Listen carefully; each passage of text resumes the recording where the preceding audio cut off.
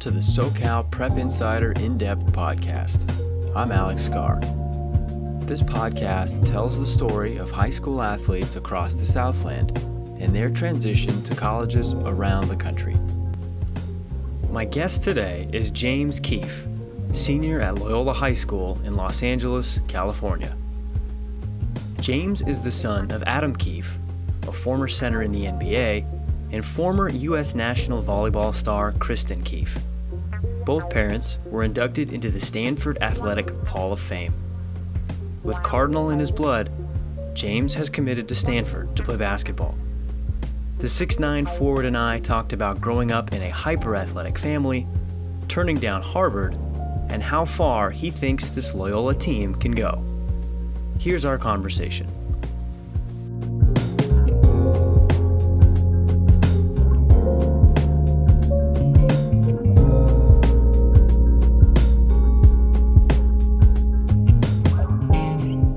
Welcome to the SoCal Prep Insider In-Depth Podcast. I'm sitting here in the locker room here with James Keefe, 6'9" forward, 200 pounds for Loyola. James, thanks for sitting down with me, man. Appreciate it. Thank you for having me.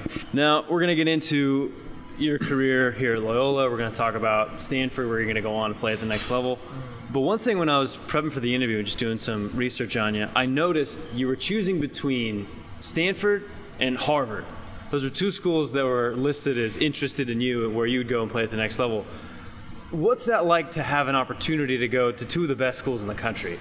Right, no, yeah, for sure. Both of those are awesome schools, and I mean, that was definitely a priority for me in the recruiting process, is just finding a school where I could excel in the classroom and be set up for, you know, like a 40-year plan as well as a basketball plan, and those are two top schools, so yeah, definitely. I mean, is there like an extra prestige when the thought comes of like Harvard? I mean, when you're talking about the best schools ever, right? Harvard, Stanford, that's it. There's Yale, Princeton, but Harvard and Stanford are the top two. Yeah, no, it's definitely a special place there. We had a guy Henry Welsh, who played here. I was a freshman, he was a senior. He's definitely a role model of mine, and I still talk to him a lot, and he plays there right now. And that was definitely talked to him a lot about that. And just, I mean, he's enjoying it over there. I know I ended up choosing Stanford, but I mean, they're both great schools and have a ton of prestige. Now, let's talk about your family a little bit. Your dad played in the NBA. He was drafted in the first round of the NBA. Your mom was on the U.S. national team in '96. Well, both of your parents went to Stanford. What was that like growing up? I mean, it was a lot of fun. I have sports all in my family, and we all my aunts, uncles, they all went to all different schools. So I just grew up an all-around huge sports fan. I mean, for us, it was, you know, watching football, basketball, baseball, whatever. We were fans of it, the Olympics, everything. So yeah, and I definitely grew up a Stanford fan because of that. I also love USC too, because my grandpa played football there way back. So yeah, I think it was good growing up there, and you know, now my sisters go there. Both my older sisters go there, so it definitely runs in the family for sure. Yeah, what was it like growing up with such an athletic family? That's crazy. Yeah, I mean, it was fun. Two older sisters who I'd play basketball with, and I think they'd still tell you we had some pretty heated games back in the day. They're 3 years older than me, so they were just old enough where it always felt like they were just a little bit better than me until a certain point. Right. Obviously, when they stopped playing. But when I was younger in elementary school and middle school, they were always playing me, and it's a lot of fun.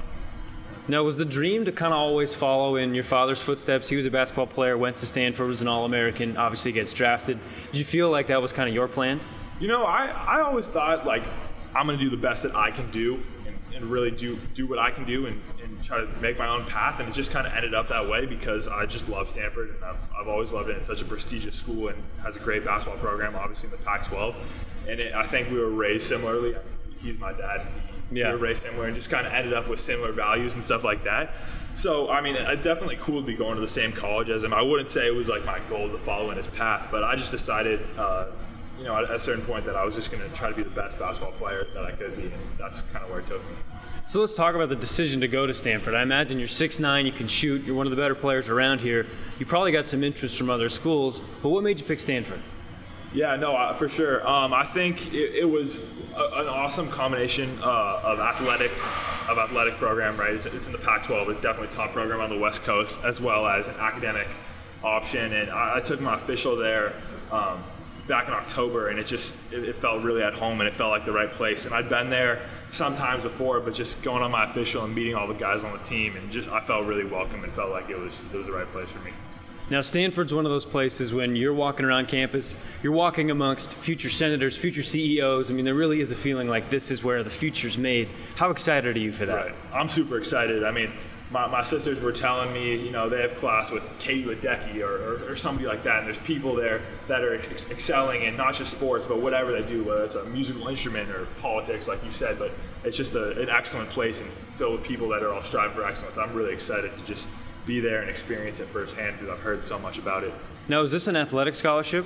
Yes. So, moving on, going to the next level, we're going to talk about Loyola in a minute. But what are some of your goals and plans for these first couple of years here at Stanford? You know, I'm gonna work really hard and do everything I can to play and be impactful as a player. That's definitely my goal. I mean, I'm sure I got some things I want to work on. I'll be working super hard this offseason, just keep getting physically bigger, be in the weight room, and then getting more skill and kind of working on all the aspects of my game. And yeah, I mean, I think my goal is to impact the game as much as I can. They're a young team. This year, I think they only have one senior on the team, so they're young, and they have some really good young guys who I think can make it really exciting for us in the next couple of years. Now, both of your parents are in the Stanford Athletic Hall of Fame. Do you feel like going in, there's just a bit of pressure? You know, I don't really put pressure on myself because, like I said, I mean, everyone says, you know, from a young age, oh, your dad's an NBA, are you going to do that? You know, I just always say I'm going to do what I can do because everybody's situation is different. But I believe if I work hard, then I can accomplish all the goals that I want. I think that's kind of my mentality. So I don't feel as much pressure as much as just an excitement and a drive to be as good as I can, I would say. Now let's bring it back down. Let's talk about Loyola a little bit. Right. This has been one of the best teams this season around Southern California. You've been with this team. You made the varsity team last year. But a couple of years before, you were on freshman team, then you were on the JV team. Mm-hmm. So how has your game improved from freshman, sophomore year to now being a varsity starter? Yeah, for sure. Well, one huge thing was, I mean, I grew a ton. I think I was listed at 5'10 or 5'11 as a freshman. Now I'm obviously 6'9", so that helps you get better. And yeah, and I think I grew 4 or 5 inches between JV and varsity year as well, which was huge. And then I just kind of felt like I flipped the switch and really turned it up a notch. I think probably like my sophomore year and really started working hard, and I think it's paid off well for me. So growing certainly helps, right? Going from 5'10 to 6'9, 6'10. Right. But you're also averaging a double-double this season. You got 15.5 points, you got 10 rebounds. Right. What have you done fundamentally to translate into a game success? I mean, I do like get lots of shots up. I mean, obviously a portion of the game is mental, and I think that's a part of the time where my dad comes and he can help me out, and talking with Coach Adams as well, and just working on kind of always being ready to make the next play and stuff like that, as opposed to getting bogged down in what mistakes you made in the past. And then from a physical basketball standpoint, just working hard. You know, I train with my club coach, train at home, basically just getting up shots, getting in the gym whenever I can, just working on all aspects of my game, really getting better. You know, getting the 3-point jumper, everything really. So one of the scouting notes on you is that you're a good shooter. Do you feel like as a power forward, or as somebody, not even a power forward, but as somebody that's tall, like you come into a program, you're 6'10", you're immediately put into a box where they decide you're going to play in the low block, you're going to rebound, you're going to box out. Do you feel like there's a box for tall guys that they just kind of create the position regardless of what you can do? You know, I think here at Loyola, I think Coach Adams does a great job of not putting me or anybody in that back box. I mean, I think he knows the style of player I am. I'm mobile, and I like to move and put on the floor and drive to the basket and shoot. And I think that gives us, our team as a whole, an advantage because we're all so mobile and we're not bogged down with a guy that's 240 or 250 pounds like other teams in the Mission League, and we can really spread the floor and just let guys make plays and shoot it. And I think Stanford plays in a similar way. You know, I think they see me as a guy that's gonna be big and physical and strong, be able to finish inside, but that can also play on the perimeter and be able to stretch the floor. Now you guys are 17-5 this season. You got 3 games left. You have beaten Alamany, beaten Harvard-Westlake. We were talking about this earlier. Lost to Notre Dame. Right. What's the goal here for you guys? We want to finish undefeated and win the Mission League tournament. That's our goal, for sure. We think it's really doable. We were just talking about it in practice today. 100% think it's doable if we stay focused and locked in and keep having good practices like we've been having. I think that's the goal, and it's 100% doable. So you got Crespi still on the schedule. You got St. Francis. What are some of the thoughts about those games? Because you said you want to go undefeated. So what's kind of the game plan for those teams? Right. I mean, those are both big games. We have Crespi on the road, which is going to be this Friday night, which is going to be, you know, it's going to be a hostile environment. Yeah, exactly. Have the crowd chanting, which I think everyone on our team loves to play in front of. You know, they have Kyle Owens, who's Montana commit, great player. It'll be a fun matchup. I think we're excited. They shoot it really well. I know a couple of the guys on the team, they're all good shooters. So I think we have a little bit of a size advantage, and I think we got to exploit that a little bit. But yeah, they're a really good team. So talking about how Crespi's going to be a hostile environment, right? What's the biggest Mission League rival? What's the best game so far you've been to? For sure, Loyola Harvard Westlake. I think. I think that's it. But a second close contender is when we play at St. Francis. I mean, the gym is packed to the brim, and the student section is rowdy. So I think that's a second close. But nothing beats the Harvard Westlake rivalry. I mean, just since I've been a freshman, I've just always heard about it. And yeah, I mean, it's the gym's crazy. It's a lot of fun. Now, Loyola, this is an all-boys school, but you guys are able to pack the stands. You got a pretty good student section yourself. Mm-hmm. So how fun is it to play in front of these guys? It's so much fun. I mean, just knowing all the guys, especially a senior, knowing like it almost feels like the whole school has got our back as a team. It's a lot of fun, and you know, it's kind of like what I've dreamed of since I was a little kid. I always kind of wanted to go to Loyola because both my uncles went here. So it's a dream being able to play in front of a full gym and win games and go 17-5 with my brothers. It's a lot of fun. So this Loyola team, you guys made the playoffs in 2016 in 2AA. You guys were Division I last year. Is Open Division coming this year? I think it's funny, we were just talking about it in there. I think if we win the rest of our games, it's definitely in it. We have it in us for sure, and we're a good enough team. I think teams don't want to play us, and it kind of just depends how we perform down the stretch. It's getting to that point at the end of the season where I think we've secured a D1 playoff spot, but if we want to get to Open, we really got to lock in and get these games, get wins. So as the senior leader here, it's sort of incumbent upon you to keep all your guys accountable, right? You're obviously going to be the leader on the floor, but in the locker room, you got to make sure that these guys are locked in. Right. What are some things that you're always saying to your guys before games, after games? How do you keep these guys engaged? I think a big thing for us was not getting complacent and staying focused. Before we lost to Notre Dame, we had an 11-game win streak, which was big. And sometimes you win 6, 7, 8 games in a row, guys start to relax and practice, the intensity drops down. So a big thing for us was just keep doing what we're doing, don't let off the gas, I think is a big thing. Don't let off the gas and just keep the intensity up, and let's finish this season. It's not that much time left, maybe a month or two if we're lucky left. So let's finish strong, I think is kind of the... No, I don't think you guys would be satisfied with a Mission League title. You want to go and bring home a section title, right? It's whether it's Division I or it's Open Division. Is there a sense among you guys that nothing else, because it's your senior year and there's a bunch of other seniors, do you feel like it's Open Division title or nothing? I don't feel it's Open Division title or nothing. I think there's other, obviously if we don't make Open, we can win a D1 title. I don't feel like it's that or nothing, and hopefully, maybe depending on how far we get, we could potentially make state. But I think that's definitely a big goal. That's the dream for us right now. It would just be awesome to bring a ring back to this basketball program who's kind of given us a platform to play, and I think Coach Adams I think that's our goal. Yeah. Now, to a young guy listening to this, you've worked your butt off, you're going to Stanford, you've succeeded in a lot of ways, but I'm sure you have some regrets, right? Some things you wished had gone differently or you had done differently. To a young guy, maybe a freshman or a sophomore listening to this, what are some pieces of advice?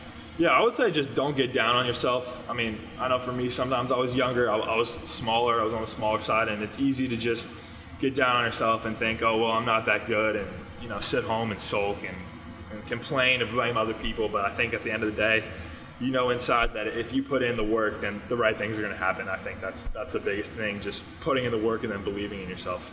Was there a moment where you felt like this wasn't going to happen? I wouldn't say there was a moment. I guess there was just, I was kind of just floating along as a player. I would say I think a lot of college players oftentimes play varsity by the freshman and sophomore year, and I wasn't one of those guys. I was just smaller and wasn't as developed, and I wasn't one of those guys. So it's kind of felt like a long shot for me in those times, but I always kind of believed in myself and trusted my process. And yeah. Now, what's an NBA player you compare yourself to? NBA player. I mean, I really like TJ Leaf. He was on the Pacers. He went to UCLA. I loved his game. I watched a bunch of their games. Tom Welsh, who went to UCLA, played here as well. So I would watch them, and then Lonzo's so fun to watch. So that whole team was great. But yeah, I really like TJ Leaf's game because he's someone I want to model my game after. He's around my height, and he plays well inside. He's athletic, but he can also shoot a jumper and hit a pull-up J, which was, I think, a big goal of mine. Yeah, one thing when I noticed watching TJ Leaf, he was one of the most fundamentally sound players that you could see on the floor. He knew where to be, he knew how to pass. Like you said, he could shoot the three ball.